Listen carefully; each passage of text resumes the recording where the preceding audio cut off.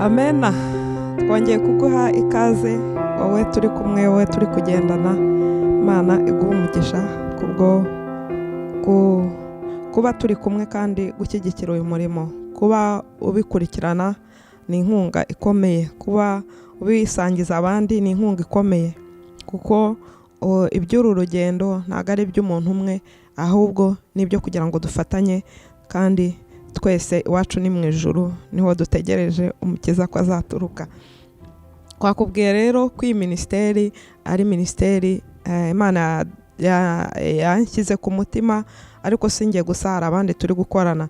Sindabona abandi baturuka mu ndimi tuvuga rumwe, ariko ndizera ko mu minsi mikeya nabo batugeraho tugafatanya. Imana iduhana umugisha. Rero iyi minisiteri nababwiye ko twayitangije muri izi ndimi z'amahanga nkuko nabibabwiye. Donc ni kuri Urdsana TV niho tunyuza iby'ururimi rw'igiswedwa n'ururimi rw'igifinwa. Ubwo rero aho ngaho abatumva muri izo ngizo murumva ikinyarwanda. Mu minsi izaza tuzajya tunyura muri makeya dushyira no mu rurimi rw'icyongereza, kugira ngo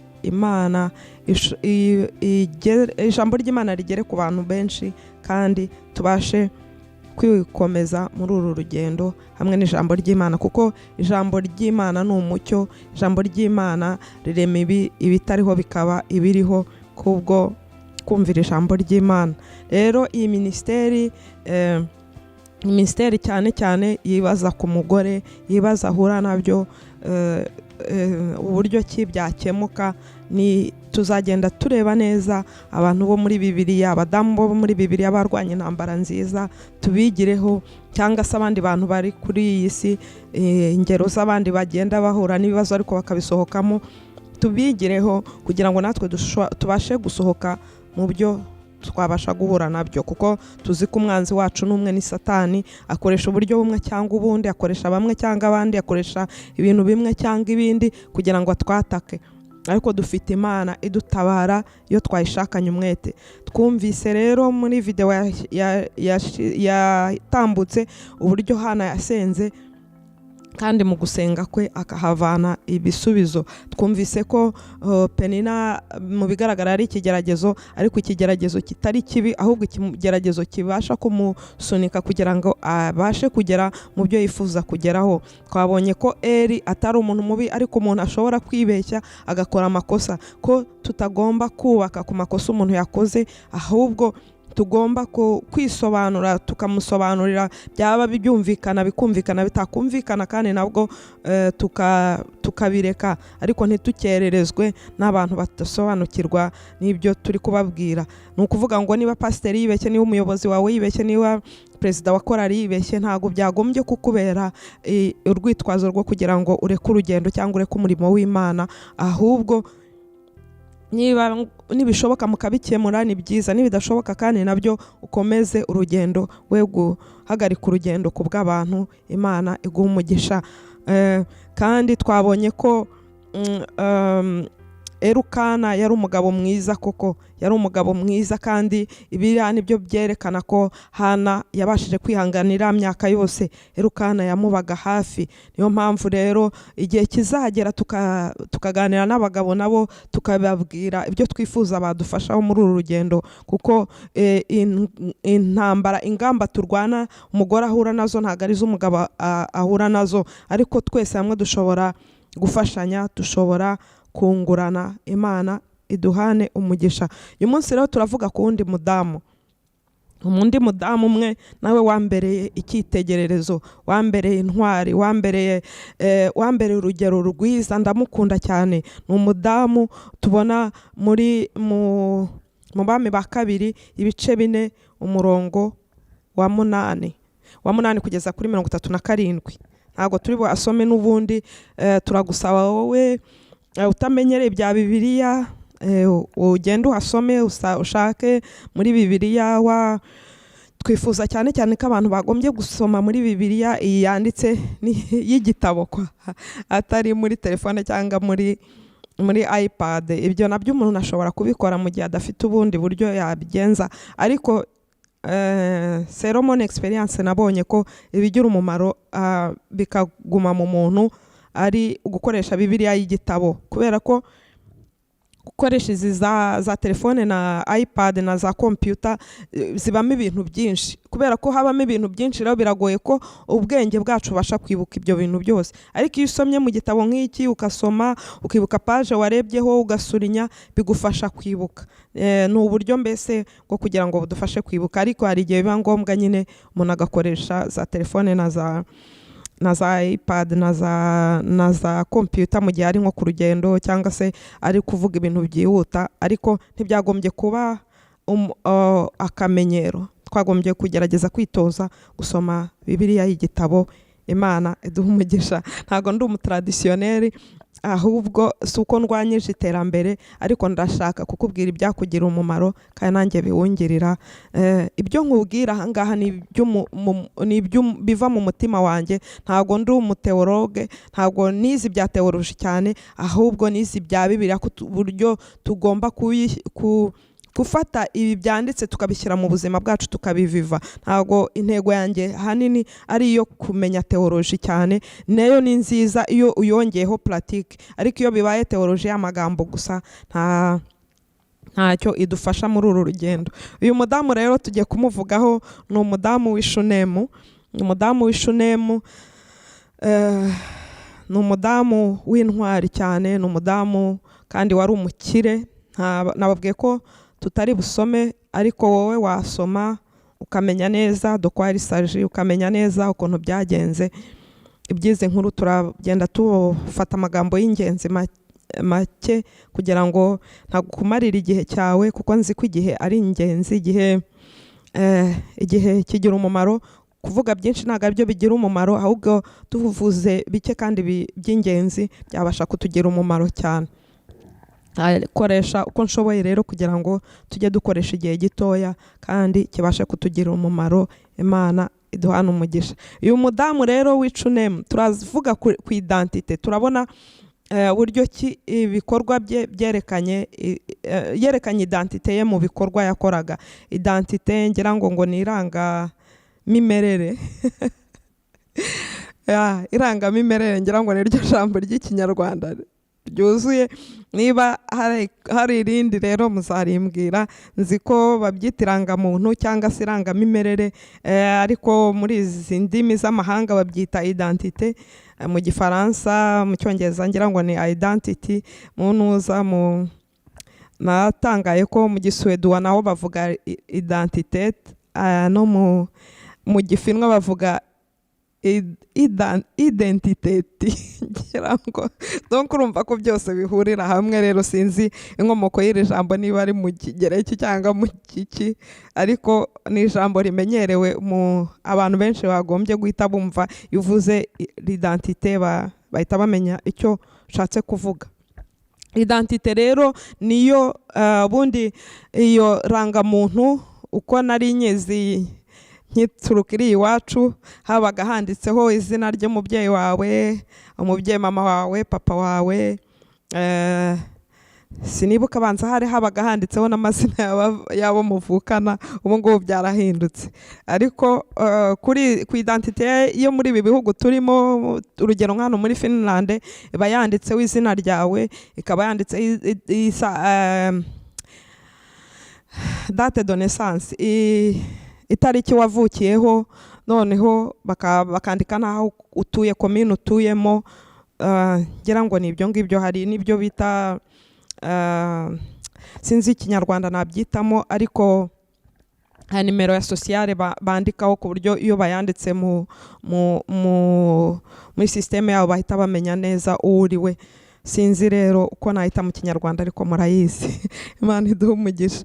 rero iyo identite iyo bamaze iyo ugiye mu buyobozi runaka mu butegetsi runaka iyo ugiye kwaka ibyangombwa runaka bakakubaza identite urayerekana bakamenya uwo uriwe. Ni ukuvuga ngo identite rero mu buryo physique yerekana uwo uriwe. Ntabwo tujya kuvuga identite yuko nitwa Catherine Mutiganda navutse itariki n'iyi nari ntuyahana n'ibiki, ahubwo turareba identite yerekana abo turiwe dukoresheje ibikorwa byacu. Identite ishobora kuba ibonye abantu runaka bambara uniforme runaka uhita umenya identite yabo. Tuvuge nk'abapolisi, iyo ubonye umupolisi yambaye imyenda runaka nubwo yaba ari umuntu wayitiye akayambara cyangwa wayibye, iyo umubonye uhita uvuga ngo uriya ni umupolisi kubera imyenda yambaye. Iyo ubonye umupilote niba warigeze ufata indege bagira imyenda yabo, hari abakora service mu ndege hakaba n'umupilote rero aba yambaye imyenda ye yihariye. Iyo atambutse uhita umenya uti umuntu uri budutware n'uyu nguyu. Hari ibintu byinshi biranga kwa muganga, itaburiya y'umudokiteri ntabwo ihuye n'iy'umwinfirmiyeri. Sinzi mu bihugu byacu uko bimeze, ariko ahandi baba bafite imyenda itandukanye. Ushobora kujya muri restaurant ukabona ko bambaye uniforme yanditseho iyo izina rya restaurant. Ibyo ni identite mu buryo bugaragara, ariko identite tugiye kwibandaho ni identite y'abantu, y'ibikorwa dukora noneho bikagaragaza abo turibo.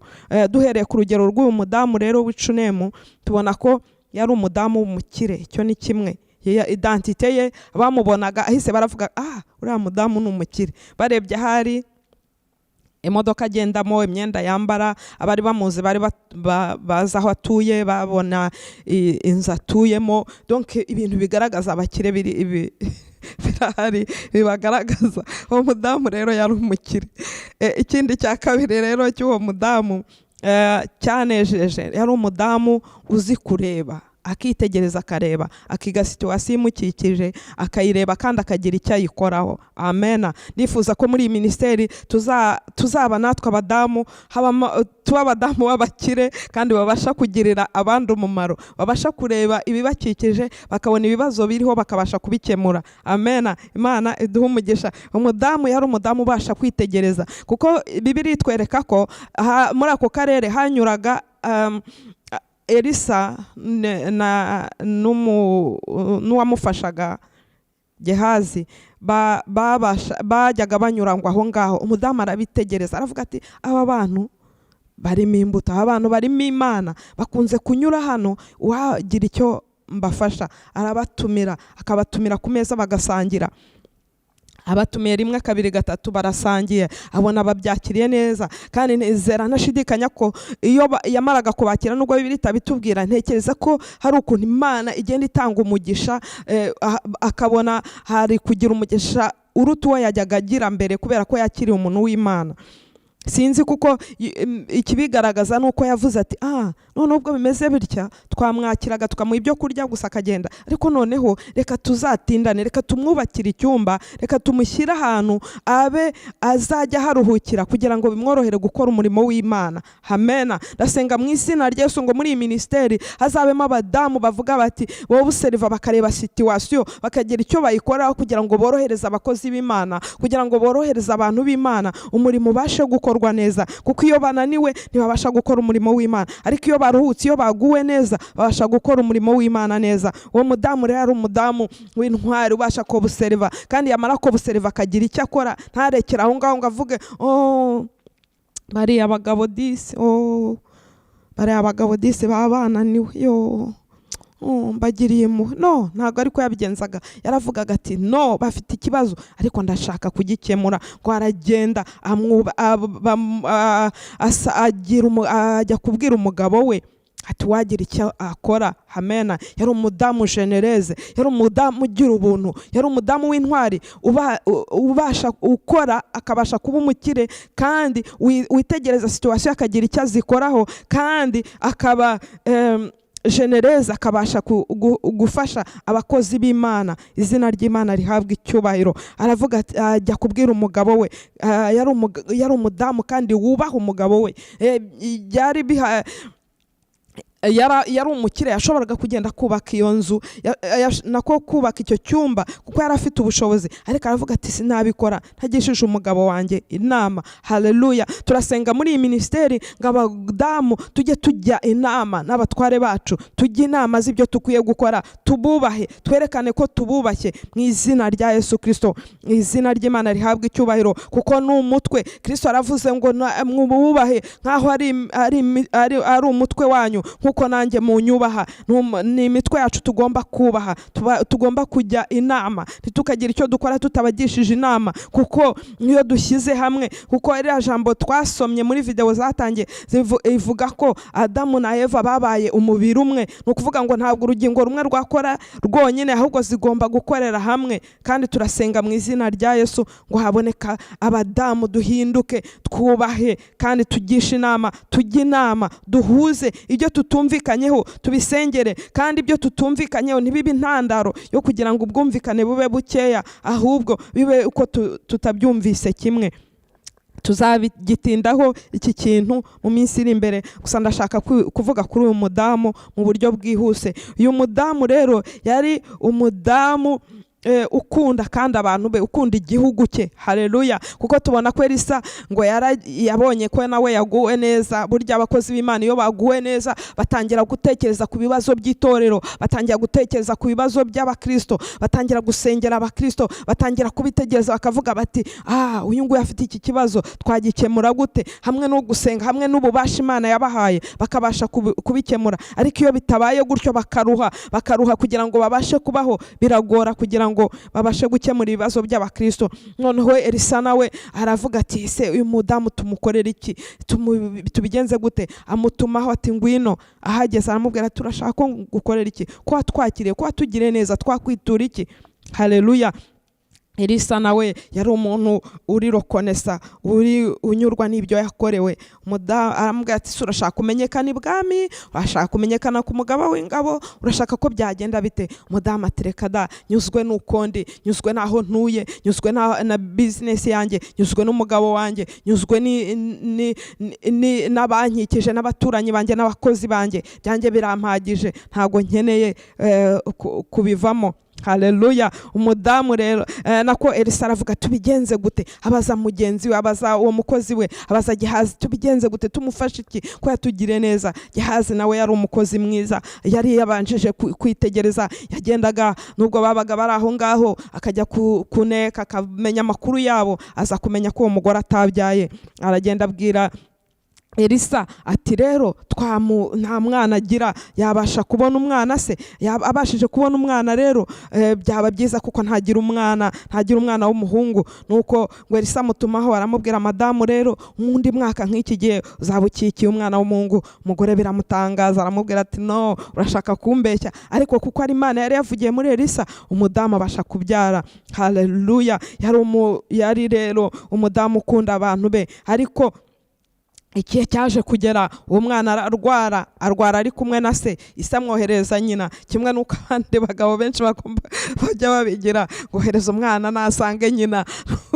Ariko kandi jyewe uriya mugabo ndamwemera, kubera ko yaravugaga ati aho yahuriye n'Imana ijya kumuha uyu mwana ni naho Imana yatabariza uyu mwana. Iyo business ayijyamo ntago njyewe nari mfite uko kwizera, ariko umudamu wanjye kuko ari afite kwizera wahawe iryo sezerano, yabasha no kugarura uyu mwana, yabasha no kuvuza uyu mwana. Amwohereza rero ku isoko. Imana itugire neza. Umudamu rero yari positive, yabonye ko umwana yaje yarembye abarapfuye, ariko umudamu ntabwo yacitse intege ngo avuga ati birarangiye, cyangwa ajye gutuka umugabo ati umwana yabaye ate, wabigenze ute, kuki warangaye, nikerekana kuri warangaye, dore umuhaye abakozi ngo bamuzane ntiwanamuherekeje, ibi ngibi ni ibiki? Ariko yabaye umudamu positive, aravuga ati Imana yamumpaye ikoresheje umukozi w'Imana ishobora no kumuzura. Haleluya. Turasenga mu izina rya Yesu ngo abadamu ntitugacika intege dukurikije ibibazo biriho, ahubwo tube positive, tuvuge ijambo ryiza,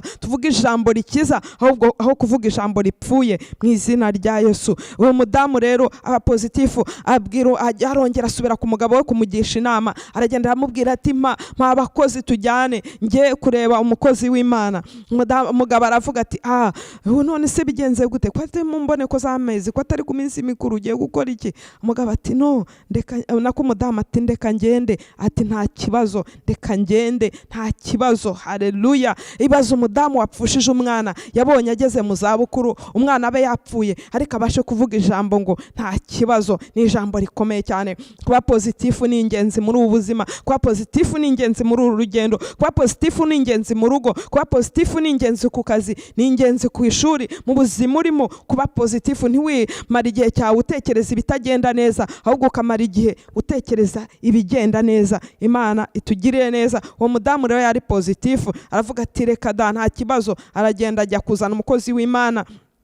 Kozi Imana ashaka kubihunga, ashaka kubyegezayo, ashaka kohereza Gehazi. Gehazi ngo aragenda, ariko ntibya, umudamu aravuga ati byari byose singusiga, niwe wambwiye ngo ntwite, niwe wambwiye ngo nzatwita, wewe wabimbwiye, rero umwana arapfuye, ni nawe wabasha kumuzura, niwe wabasha kumugarura, ntago mbyemera, tugenda tujyanye. N'umudamu wari nkavuga ngo wafataga imyanzuro, kandi akavuga ati imyanzuro ndayifashe, ndagenda mbonye igisubizo. Nuko umukozi w'Imana aremera, baragenda bageze asengera umwana. Izo nkuru azibona uburyo ki yabigenje, uburyo ki yasenze, Imana ikamugarura. Amaze kumugarura ngo amushyira nyina, ngo nyina amaze kumubona ngo arapfukama, arasenga, ashima Imana. Haleluya. Niyo mpamvu bidukwiriye ngo Imana nidukorere igitangaza, tuzane ishimwe, tuyipfukamire, tuyishime, tuyishimishe